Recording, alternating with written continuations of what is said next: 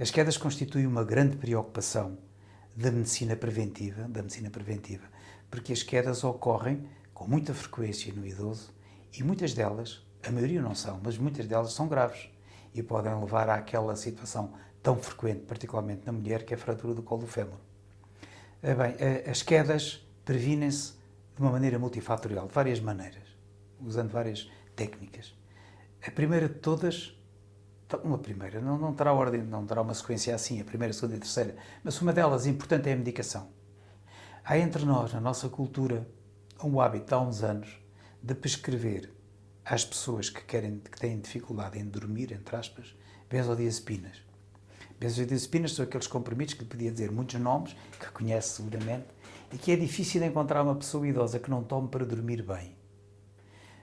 Como outras pessoas lhe dirão, esses medicamentos não só dão um sono igual ao sono normal que as pessoas têm, portanto não é um sono reparador, como é o sono fisiológico sem comprimidos, como a maior parte desses medicamentos são responsáveis por um agravamento das quedas. Portanto, os idosos que tomam esse tipo de medicamentos, quer seja para dormir, quer seja durante o dia, para estarem menos ansiosos, menos nervosos, deviam ser escolhidos com muito critério esse tipo de fármacos, porque eles se associam a um maior número de quedas, ao maior risco de quedas e, sobretudo, a maior gravidade das quedas. Isso é uma das medidas para prevenir as quedas. A outra é o exercício. O exercício, sem músculos, não há equilíbrio. Portanto, uma das razões porque as pessoas caem é porque se desequilibram. E desequilibram-se, têm uma massa muscular cada vez mais fraca. Se não fizerem exercício, com muito mais facilidade caem. Se nós dermos um pequenino abanão numa pessoa que está debilitada, que não tem massa muscular, ela facilmente cai. Se tiver uma massa muscular razoável, ela consegue reequilibrar-se, porque entra um jogo, um conjunto de músculos que estão preparados e ainda fortes e que mantêm equilíbrio. O exercício físico é fundamental, alguns medicamentos são absolutamente de evitar, e depois pode-se fazer um suplemento que tem que ser coordenado pelo médico com um suplemento de vitamina D. O suplemento de vitamina D no idoso previne as quedas e a gravidade das quedas. Mas já estamos a falar em terapêutica e em medicamentos, coisa que eu não queria falar só na prevenção, sem medicação. A prática de exercício físico, evitar a medicação e não a medicação que falei há pouco para prevenir as quedas, seria a vitamina D, são duas medidas fundamentais. E depois há pequenas coisas que é preciso corrigir.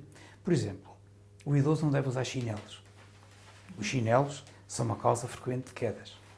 Deve usar sapatos abotoados, abotinados ou com atacadores, mesmo em casa, ou então sapatos mesmo, daqueles que não saem do pé, ou então, o melhor de tudo, uma meia com antiderrapante. Os idosos não devem ter em casa tapetes sem antiderrapante, porque os tapetes são uma causa muito frequente de quedas. Os idosos não devem dormir sem ter uma luz acesa, um pirilampo durante a noite que permita, no caso de levantar para ir à casa de banho, descortinar sem hesitações o caminho. Os idosos não devem nunca deitar sem arrumar o quarto e o percurso que fazem para ir à casa de banho. Os netos que deixam brinquedos espalhados pelo chão ou outras coisas são muitas vezes uma causa de queda nos idosos. As casas devem estar bem iluminadas à noite, para que ele saiba o que é que constitui um obstáculo quando se dirige de uns sítios para os outros. Ter um animal de estimação é excelente. É um motivo bom para o idoso sair de casa, para ir à rua, para conviver e estabelecer relações sociais com outras pessoas que também têm animais de estimação, mas tem que escolher com cuidado. Suponha que o idoso escolhe ou compra um animal que pesa mais do que ele, ou que pesa metade do que ele, mas tem uma força brutal, e que o animal é mal educado, vai para a rua, vê outro cão, estou a falar de um cão, por exemplo, e depois quem passeia é o idoso. Ou quem é que passeia quem? O idoso é passeado pelo cão, não é o cão que passeia o idoso. E isso pode ter consequências, pode ser arrastado, pode cair. Depois também há um outro fator de risco muito importante nas nossas cidades. As nossas cidades não estão feitas para os idosos, como sabe, porque idosos e sociedade idosa começa a haver agora, há uns anos para cá, e antes as pessoas morriam muito cedo e, portanto, não era preciso ter esse tipo de preocupações, e hoje é preciso ter. Por exemplo, a nossa calçada portuguesa é péssima, facilita muitas quedas. Quando está polida, no verão, é muito fácil escorregar com os sapatos de sola. Quando está molhada no inverno, e é quando usamos sapatos de borracha, é muito fácil escorregar com o sapato de borracha. Pois com frequência ondulada, para as raízes das árvores que estão por baixo, ou até porque o terreno cedeu e deixa de ser plana para ser ondulada. Depois com facilidade perde pedras e tem buracos, porque as pedrinhas saltam e ficam buracos na calçada. Portanto, o percurso urbano é também um motivo de preocupação, porque pode ser um primo móveis para as quedas, facilitar as quedas.